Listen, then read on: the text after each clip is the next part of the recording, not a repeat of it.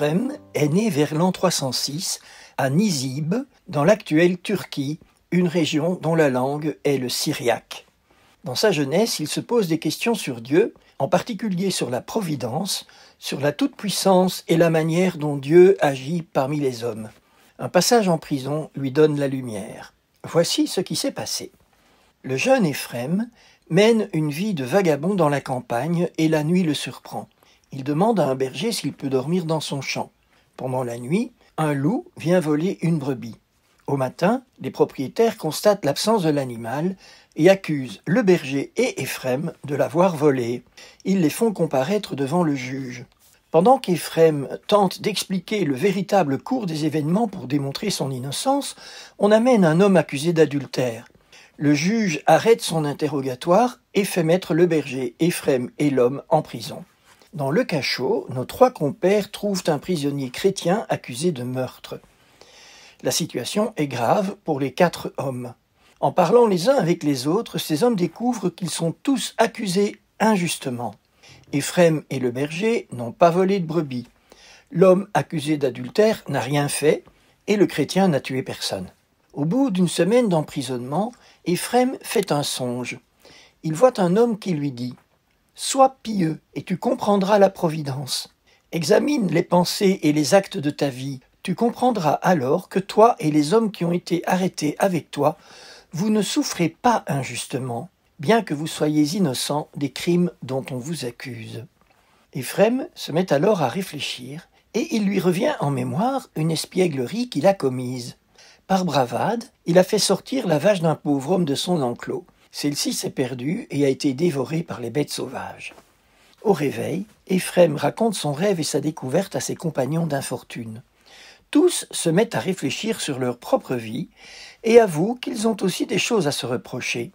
L'homme emprisonné pour adultère reconnaît avoir accusé injustement une pauvre femme, veuve, d'adultère sous la pression de ses frères qui voulaient accaparer son héritage.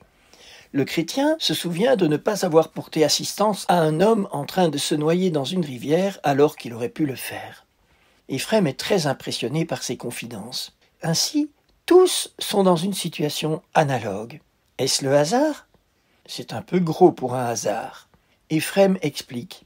Ces récits me plongèrent dans la désolation, parce que le châtiment était évident. Si j'avais été seul, j'aurais dit que sans doute tout cela était arrivé pour des raisons humaines. Mais nous avions tous trois été touchés par le même malheur.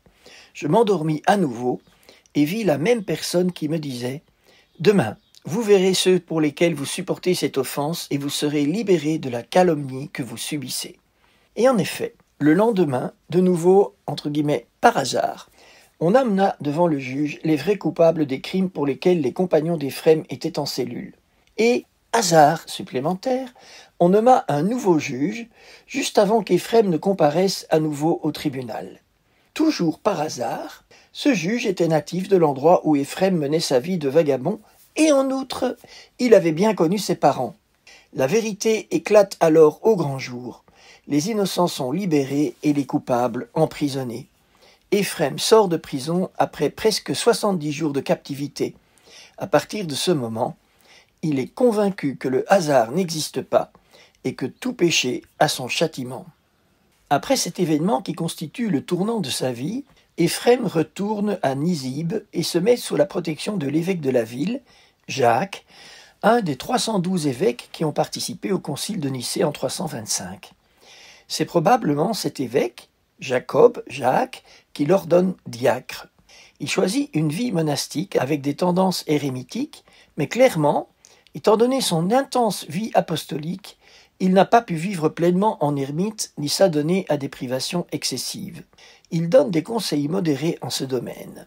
Mieux vaut, dit-il, manger en rendant grâce à Dieu qui nous nourrit, que de jeûner en critiquant, en condamnant ceux qui mangent et rendent grâce à Dieu. Êtes-vous à table ? Mangez, mais ne déchirez pas la réputation de votre prochain. Fin de citation. De nouveau, on le voit bien ici, c'est le primat de la charité.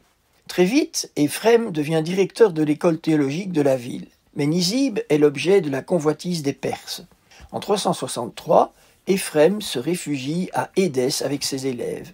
Il y fonde une nouvelle école, l'école catéchétique d'Édesse. Éphrem mène une vie pastorale intense. Il prêche, il écrit, tant en syriaque qu'en grec, il compose des hymnes, il se bat contre les hérésies de son temps.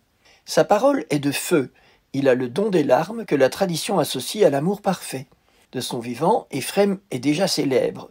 On vient le consulter, on lui demande aussi des conseils par lettre. Dans cette immense activité, il reste d'une admirable humilité.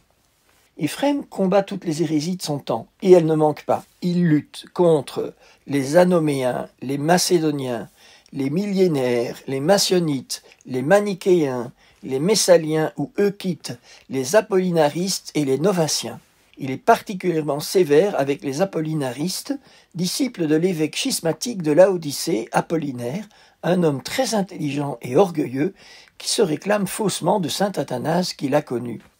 Dans son enseignement, Apollinaire prétend que dans l'humanité de Jésus, il n'y a point d'âme.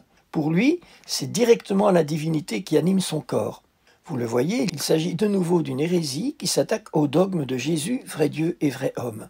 Après négociation, les apollinaristes ont accepté de reconnaître une âme sensitive au Fils de Dieu, mais pas ce qu'ils ont appelé une âme intelligente.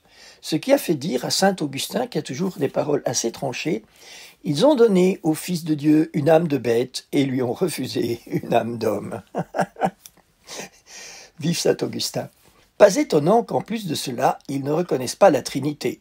Selon eux, le Père, le Fils et l'Esprit Saint ne sont que des rôles assumés par une seule et même personne divine. Vous le voyez, il a fallu beaucoup de saints théologiens pour purifier la foi chrétienne de ces déviations qu'on appelle hérésies. Saint Éphrem a été un de ses défenseurs, un penseur d'une intelligence pénétrante, un théologien inspiré, ce qui lui a valu le titre de docteur de l'Église. Notez cependant que chaque hérésie a eu sa face positive. Elle a permis d'affiner une facette du dogme, de clarifier ce qui en avait besoin, de manifester souvent la cohérence de notre foi.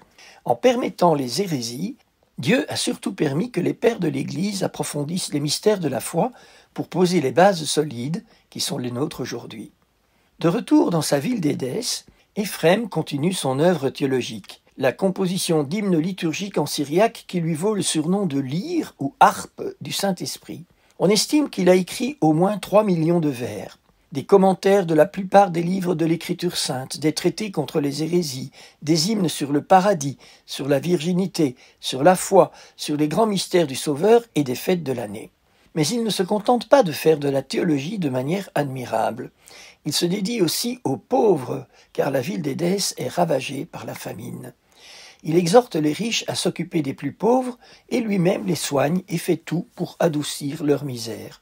C'est en s'occupant d'eux qu'il contracte la peste qui l'emporte au paradis. Il meurt probablement le 9 juin 373. Il est reconnu comme un saint, tant par les églises orientales que par l'Église catholique romaine. Et le pape Benoît XV l'a proclamé docteur de l'Église en 1920.